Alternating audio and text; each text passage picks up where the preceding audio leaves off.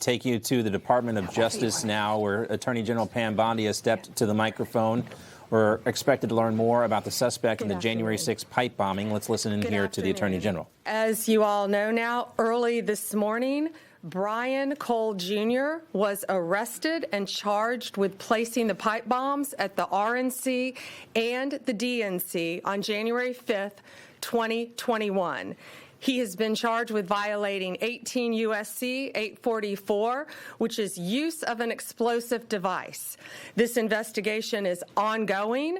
As we speak, search warrants are being executed, and there could be more charges to come. I'm going to let our U.S. Attorney discuss that shortly. This was the work of multiple agencies working together. This morning's operation was carried out safely and successfully. We know that there are so many issues when you're issuing search warrants. Dangerous things can happen, and this was carried out safely and securely thanks to all of the people standing around me.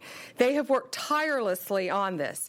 Today's arrest happened because the Trump administration has made this case a priority. The total lack of movement on this case in our nation's capital undermined the public trust of our enforcement agencies. This cold case languished for 4 years until Director Patel and Deputy Director Bongino came to the FBI.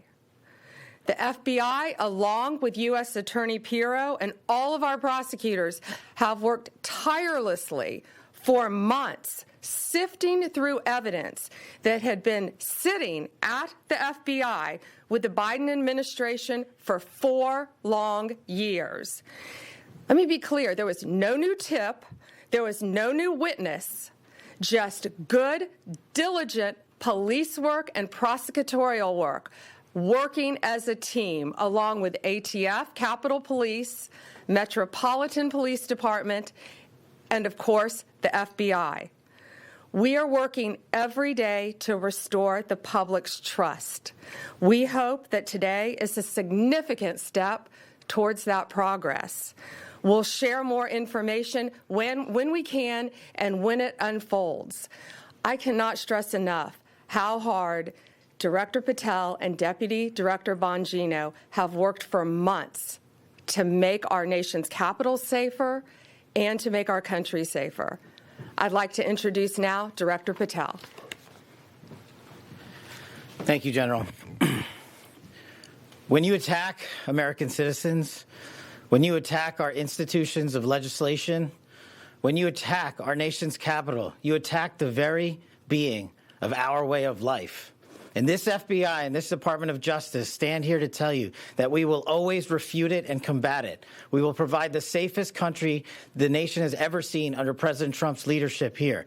And that's what we did here today with great resolve on a case of massive public importance, as it should be. An individual who is now alleged to have placed multiple explosive devices to blow up multiple people and multiple officials, innocent civilians, is now arrested thanks to the brave men and women of the FBI and the interagency.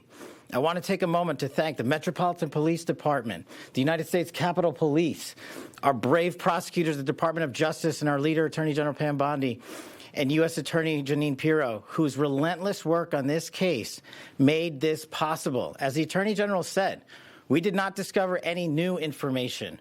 What we did, an investigation spearheaded by the Deputy Director and the ADIC of our Washington field office, brought in a new team of investigators and experts, re-examined every piece of evidence, sifted through all the data, something that the prior administration refused and failed to do. As a result of that, we generated numerous investigative leads, executed multiple legal process with our U.S. attorney partners, and came to this conclusion today. And that is why we were able to safely secure this individual into custody. Remember, we are dealing with an individual who is alleged to have made bombs. We cannot do this sort of takedown in haste because it endangers the lives of law enforcement. And this FBI will never allow the lives of law enforcement and our prosecutors to be put in jeopardy. This execution was flawless in terms of teamwork, resilience, and just a good old-fashioned way of police getting the job done. When you let good cops be cops, this is what happens. I'm eternally grateful to the team behind me, to the leadership at the FBI who made this possible. But I do want to highlight, when I introduced the deputy, he made this case and so many others, including Summer Heat, his priority to come in here and solve it for the American people. And today, I'm proud to stand here before you and say, we solved it. He will have his day in court. The American public and the world will learn even more information through the legal process, as we have committed under this Attorney General. We are the most transparent law enforcement operation in U.S. history, but we are also going to make sure accountability is delivered to its fullest extent, and that happens in the courts of law with our U.S. attorneys and our prosecutors. So we will divulge information when it is prudent and constitutionally permissible, while upholding the safeguards of this case to make sure that the people that this individual intended to victimize get the accountability they deserve, and most importantly, to deliver on President Trump's promise to secure our nation's capital and the rest of the cities in this country, to make sure that Americans are allowed to go out free and securely in their neighborhoods, and that people around the world are allowed to visit our nation's capital, and they now have that trust thanks to the leadership of the FBI, the Washington Field Office. Information. Truth is freedom. Is Newsmax. It's real news for real people.